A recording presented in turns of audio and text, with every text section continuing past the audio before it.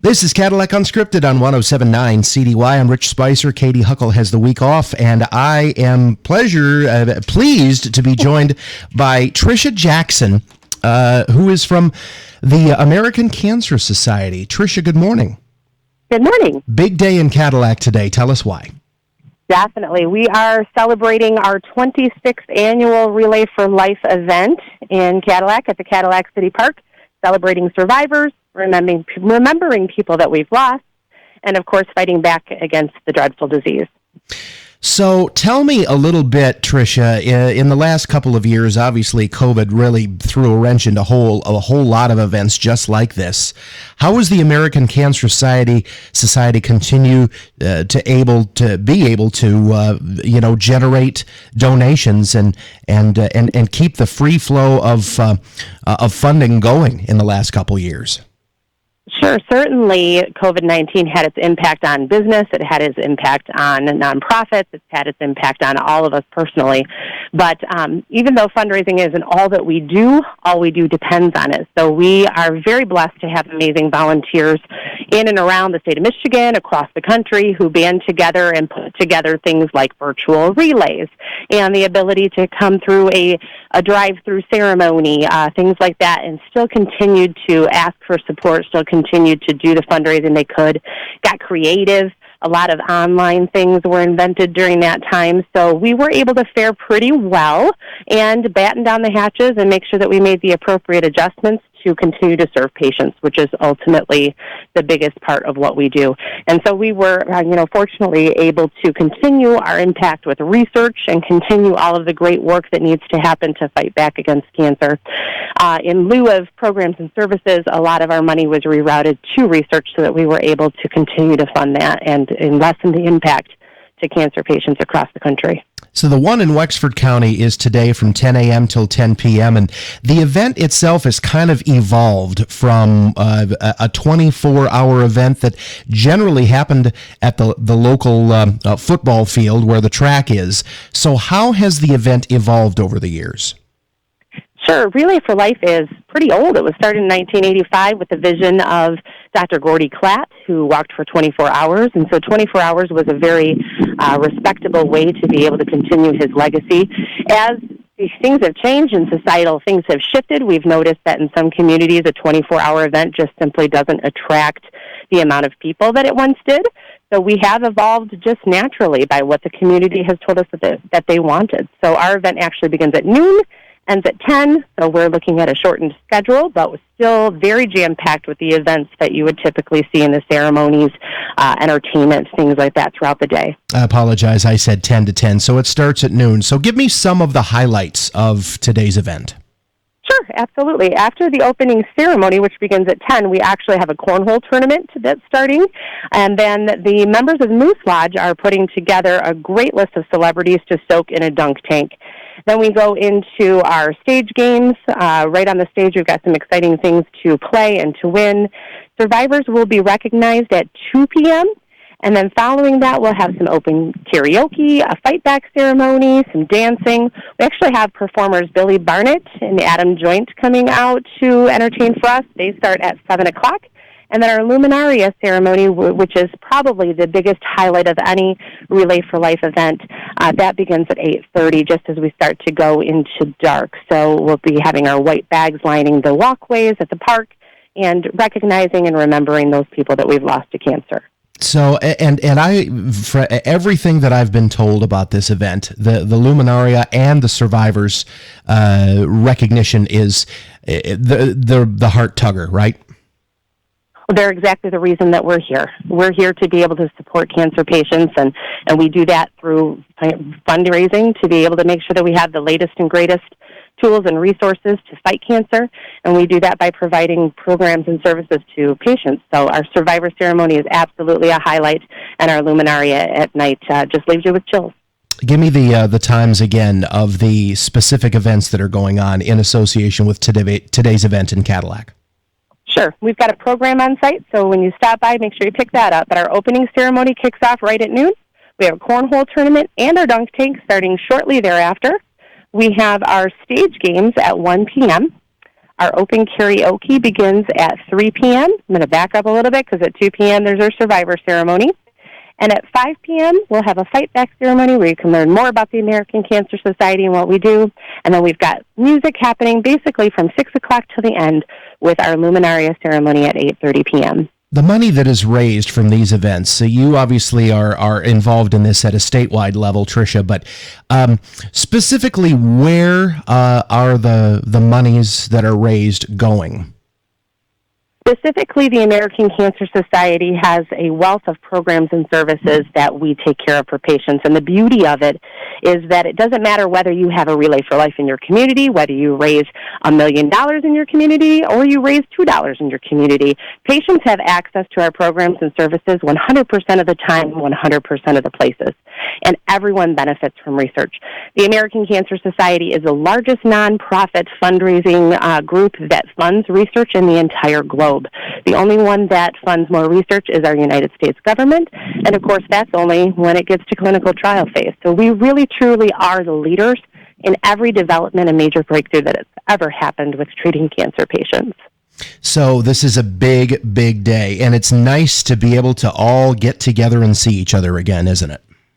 That's perhaps the beauty of this year for sure. As I travel around from event to event, that's the common theme. We're just excited to be together again. And your title with the American Cancer Society, Trisha, is what? I'm a senior development manager, and I work with 6 different Relay for Life events in the summertime and 11 communities in the state of Michigan. And which Relay for Life events do you work with? I work with the greater Grand Traverse area, of course, the Wexford, Osceola, Missaukee, and Mecosta County, which is this weekend. And then I also work with Midland County, Tuscola County, Muskegon, and as well, Gratiot and Isabella County. So you are busy this time of year. This is definitely my busy season. I always laugh that I'm busy like a teacher is throughout the year, but only in that time where teachers aren't. So for those who haven't had a reason to participate in something like this, what would you say to get folks out to support the American Cancer Society in Cadillac today? I would say just come out and join us. We've got Crafters for a Cause, so there's things to be able to look at while you're there and perhaps pick up for your home. We've got set up right next to the market so you can get your vegetables and fruits for that day. It's probably the perfect setting for Relay this year, but come out and see what we're about, experience it, and then hopefully we're able to have you with us again the following year on a more engaged level. We're definitely in rebuilding mode and hoping that we're going to have some people want to step up into the fight of against cancer and be with us again in 2023. And you have a sunshiny 80-degree day in the forecast, which is all you could ask for. That is perfection, yeah. Trisha Jackson joining us from the American Cancer Society on Cadillac Unscripted. Trisha, thank you. Cadillac Unscripted is sponsored by Independent Bank, and we've got more coming up on 107.9 CDY. Time for segment 2 of Cadillac Unscripted, sponsored by Independent Bank on 107.9 CDY. Just talked about Relay for Life, which is going on today. This is a big, big weekend for events across the Cadillac area because it's also the second annual Wings and Wheels event at the Wexford County Airport, and we have Airport Interim Manager David May with us. And good morning, David. How are you? Good morning, Rich. I'm doing great. How are you today? Just fantastic. You are getting ready for a day full of fun, and it looks like it's going to be the absolutely perfect day for it, sunshine and 80 degrees. So tell us about Wings and Wheels. Give us the thumbnail sketch, and we'll kind of examine individual things as we go here. You bet. Well, this is our second annual, and yes, it is a great day. Looking forward to a great turnout. We have numerous cars, aircraft. It's a family-oriented event, and we have, in fact, Dynamite the Clown is going to be here. Many folks locally know Dynamite the Clown. He's going to be here, and we have a bounce house for the kids, food vendors. The EA breakfast is putting on a breakfast this morning, and it's a pancake breakfast, and so we're looking forward to just a great day. Also, I might want to mention the Remote Control Club will be running cars here as well today. So it's a car show. It's an airplane show. The way we've marketed it on the radio is if it flies, glides, or rides, it's on display at the airport today. Tell us, because this is the second annual event. Were you involved in last year, or is this a new event to you? This is a new event to me. So no, I wasn't here last year. In fact, last year the weather kept me away personally from coming because it rained last year in the morning, but it ended up being a great day afterwards, from what I was told. So what was the airport's idea behind getting an event like this off the ground, so to speak? Not to make a pun, but obviously you wanted the public to be able to get out and interact with what goes on at the airport, I'm guessing, right? Correct. It's a way for us to let the community know that the airport is here, and to get some involvement and make them aware of some of the services that we bring to the community here, the Wexford County Cadillac area, and just to as well to serve as an open house to expose many kids to the aviation industry. That's a growing segment, and so it's just our way to keep the county before the folks, or keep the airport before the folks, and let them know what services we have here. From getting your potential license to getting involved in maintenance of aircraft, and just a litany of things that potentially are available in the aviation community that many folks may not be aware of. That kind of brings up a question, David, and I'm very naturally curious about this, but aviation and becoming a pilot. Do you believe that there are enough people? Because I've heard stories, I work at the Career Tech Center, and I've heard stories about how there are so many areas, career areas, where people are retiring and aging out before, and they can't keep more people coming into that job area. So does piloting have that kind of a problem, or do you find that young folks are really interested in aviation? Well, that's one of the goals here is to ensure that young folks are aware of it and get exposed to it, so that they can know that potential career path is here. To get started in the aviation community, there is a need, I know, across the board for pilots, not only on the commercial side, but even flight instructors and that sort of thing, if you don't really want to pursue a career in flying. But there's also the availability of staying local and potentially becoming a flight instructor, to teaching classes kind of as a part-time thing, or teaching young folks coming in. But there's also, in the aviation community is far beyond pilots, because there's a need for mechanics, for electronic technicians. There's all kinds of areas that are in the aviation community that don't necessarily involve flying. Are there job openings even locally at that level, David?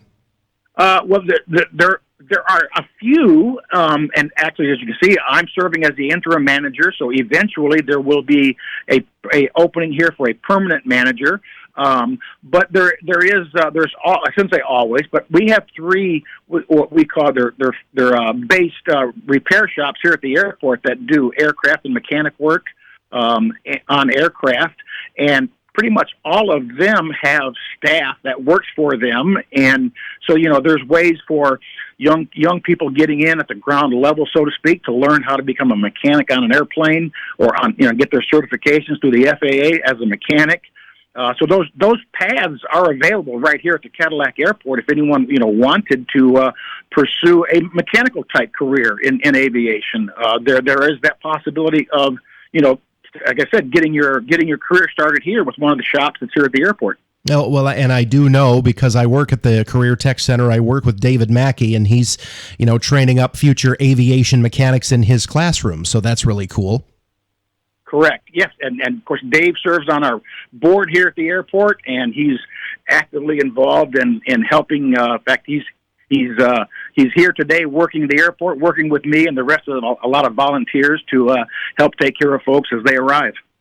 And let's get back to the event again. So give me a timeline, kind of as we go through the day. What is happening between the start of the event and it wraps up at about 4 this afternoon, right?